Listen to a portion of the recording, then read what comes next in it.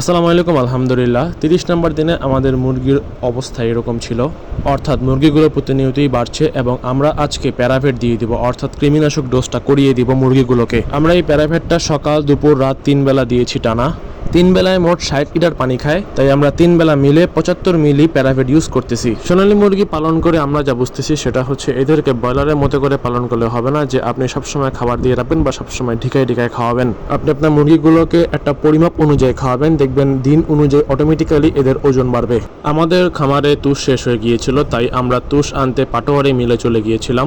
এইটি আমাদের খুবই পরিচিত একটা মিল। আমি সবসময় তুষ এখান থেকেই নিই এবং খুবই কম দামে এখান থেকে পাই। আমাদের সাথে খুব ভালো পরিচিত, তাই সবসময় আমরা এখান থেকে এদের কাছ থেকে তুষ নিয়ে থাকি। তুষ মুরগির লিটার সুবিধা রাখে এবং খুবই ভালো রাখে মুরগির লিটার কাঠের গুঁড়ার থেকে। কাঠের গুঁড়া এমন একটা জিনিস যেটা মুরগির নাকে ঢুকে শ্বাসকষ্টের সমস্যা হয় এবং শ্বাসনালীর সমস্যা তৈরি করে। এতে করে মুরগির অনেক প্রকার রোগ তৈরি হয়। সবগুলা বস্তা একবারে দেওয়ার কারণে এবার একটু অসুবিধাই হচ্ছিল আমাদের, বারবার বস্তাগুলো পিছলে যাচ্ছিল কারণ এই বস্তাগুলো অনেক পিচ্ছিল। এই তুষগুলো আমরা এক এক সময় এক এক দামে কিনি। বর্তমান রেট হচ্ছে 6 টাকা, 6.5 টাকা বা 60 টাকা, আবার কখনো কখনো এই রেট 9 টাকা বা 8.5 টাকা পর্যন্ত হয়ে থাকে কেজি প্রতি ওজনে। অটোতে সুন্দর করে আমরা সব তুষগুলো ভরিয়ে নিলাম। এবার আমাদের ফার্মের কিছু জায়গায় নতুন তুষ দিতে হবে, কারণ তুষটা একটু গন্ধ হয়ে গিয়েছে আগের তুষগুলো। এবং আমাদের ফার্মে খুবই গুরুত্বপূর্ণ একটা কাজ করেছি আমরা, সেটা হচ্ছে এই বেড়াটা দিয়েছি। বাথরুমে কিন্তু আমাদের কোনো প্রকার গেট নেই, যেহেতু এটা একটা ফার্ম, তাই আমরা গেট টেট খুব একটা লাগানোর চেষ্টা করিনি। তাই বাথরুম থেকে এই ফার্ম পর্যন্ত একটা ছোট করে একটা ব্যারিকেড দেওয়ার চেষ্টা করেছি আমরা, যাতে মুরগিগুলো ওই পাশে না যেতে পারে এবং বাথরুমটা পরিষ্কার থাকে। মাশাআল্লাহ, নতুন তুষ পেয়ে তারা মহা খুশি, কারণ নতুন তুষে একটু আনন্দই পায় তারা।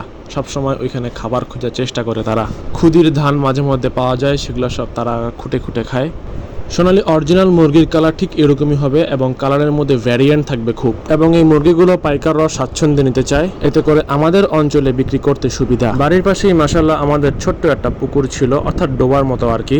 এই পুকুরে আমরা কোনো মাছের চাষ করি না, কিন্তু এই পুকুরে আমরা সব সময়ের জন্য মাছ পাই, কারণ জমির মাছগুলো সব এই পুকুরে এসে ঢুকে। দেশি জাতের খুব ভালো ভালো মাছ এই পুকুরে পাওয়া যায়। তাই আমার ছোট ভাই ইয়ামিন আর আমাদের এলাকার এক ভাই মাহফুজ ভাই, তারা সবাই মিলে এই পুকুরে সুন্দর করে তারা মাছগুলো মারে এবং অনেক সুন্দর সুন্দর তারা মাছ কালেকশন করতে পারে। তারা দুই ভাই মিলে মাঝে মধ্যেই পুকুর থেকে এই পুকুর থেকে মাছ মারে, কারণ জমির পানিটা সবসময় এই পুকুরে ঢুকে থাকে। মাছগুলোতে কাদো লাগে ছিল দেখে তারা সুন্দর করে মাছগুলোকে ধুয়ে নিচ্ছে। সাধারণত এই মাছগুলো বাজারে সচরাচর পাওয়া যায় না এবং পাওয়া গেল অনেক দাম হয়ে থাকে, কারণ এই মাছগুলো দেশীয় জাতের খুবই ভালো মাছ স্বাস্থ্যের জন্য।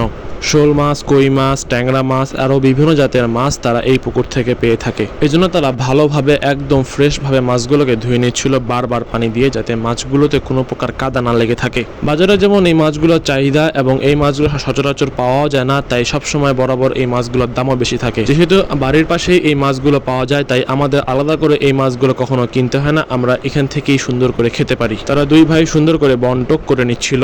প্রায় 7 কেজির মতো তারা মাছ পেয়েছে। এই মাছ ধরা, মাছ মারা এবং মাছ সুন্দর করে দুজনে ভাগাভাগি করে নেওয়া, এটাও একটা আনন্দের মতো একটা বিষয়। এই ছিল আজকের ভিডিও। আসসালামু আলাইকুম ওয়া রাহমাতুল্লাহ।